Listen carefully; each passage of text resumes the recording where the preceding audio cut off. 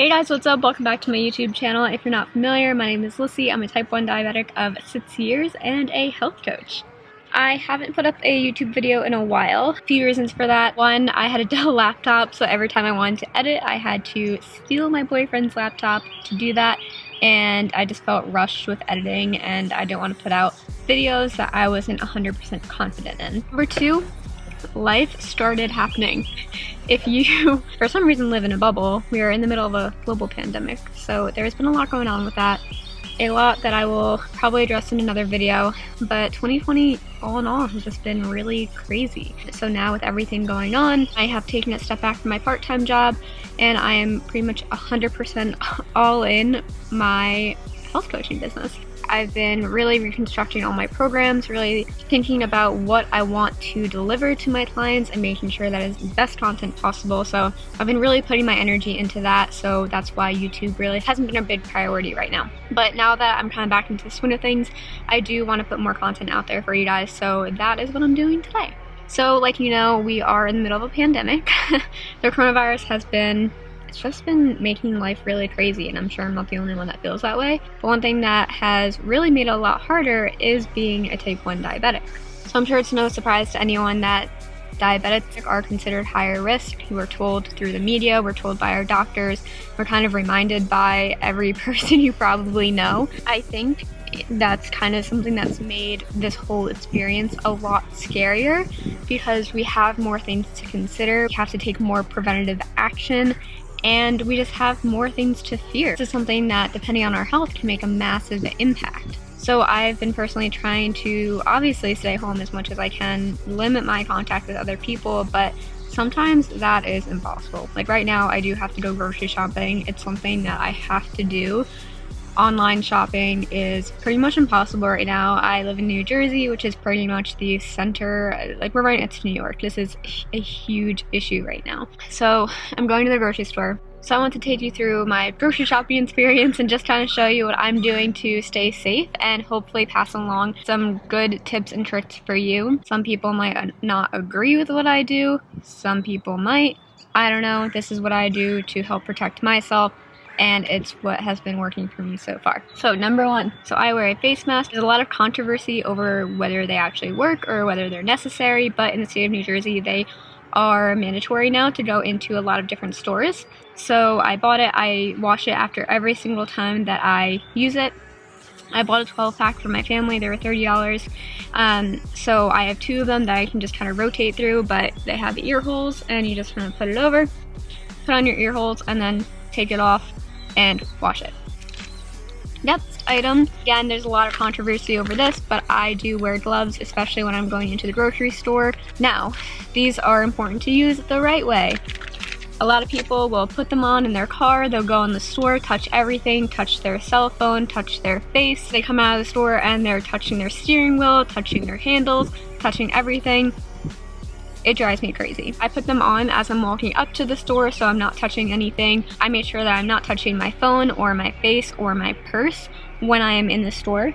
I have my purse that just goes over my shoulder, and I make sure that it's behind me so that I don't have to touch it. When I check out, I take them off to use my credit card so that I'm not touching anything or cross-contaminating. And then when I walk out of the store, I throw them out right after I leave. I am not wearing them and touching things in my car. This stuff really drives me crazy. Third action, I always make sure to put my hair up when I go into the store. So mine's half up, half down right now, but usually it is completely up, and that is to prevent myself from wiping my hair out of my face, make sure that I'm not touching my face with my hands. Another thing that I will do when I get to the store, I'll roll my sleeves up, again, to make sure that I'm just, you know, free from any distractions or free from touching anything unnecessary. I wear my glasses when I'm driving, but when I get to the store, I will take them off and leave them in the car and wipe them off when I get home, just in case. But again, I don't want to be touching my face for any unnecessary reason. It might be a little bit harder to see, but you know what?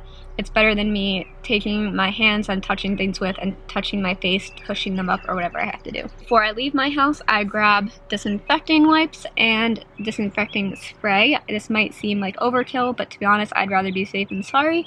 I will take the disinfecting spray and I'll spray my shoes before I walk in. I'll actually leave my shoes on the mat, but it can't hurt just to spray them.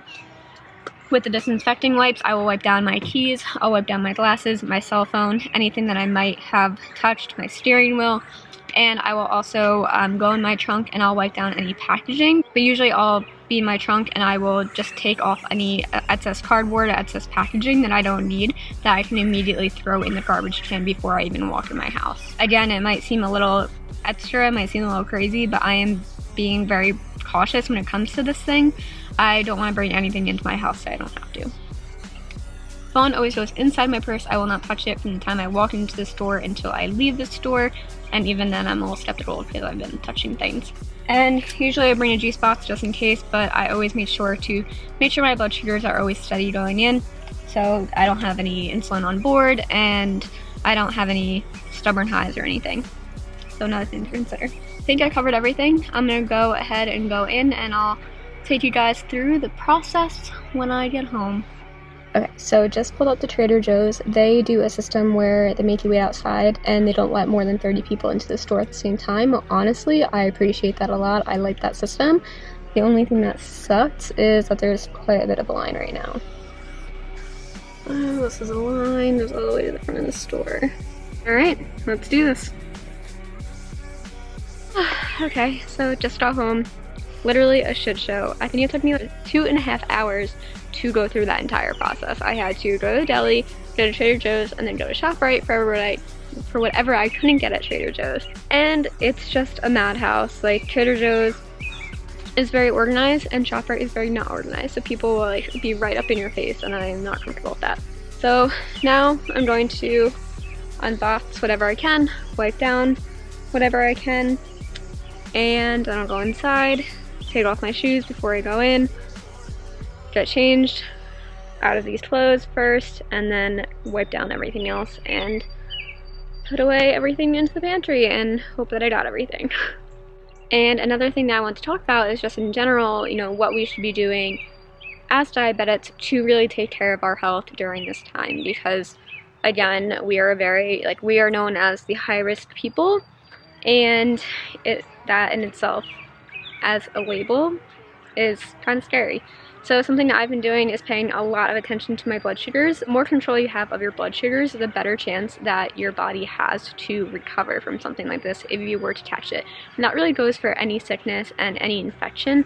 You want to have that better blood sugar control. So what I've been doing is I've been keeping a close eye on my basal rates. Of course, staying home and having to change your routine can change that. So keeping a close eye on that and keeping an eye out for any patterns can be so crucial.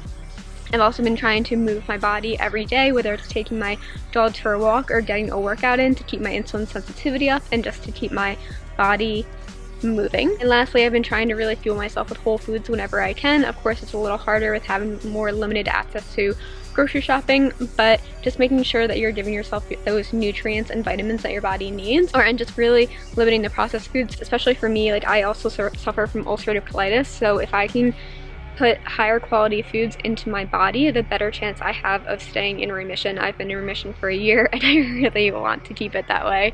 But if you guys have any questions on other things I'm doing, just leave a comment, and if you want to see any other topics around like the coronavirus and everything happening and being type 1 diabetic, go ahead and leave a comment as well, and I will try and film things related to that.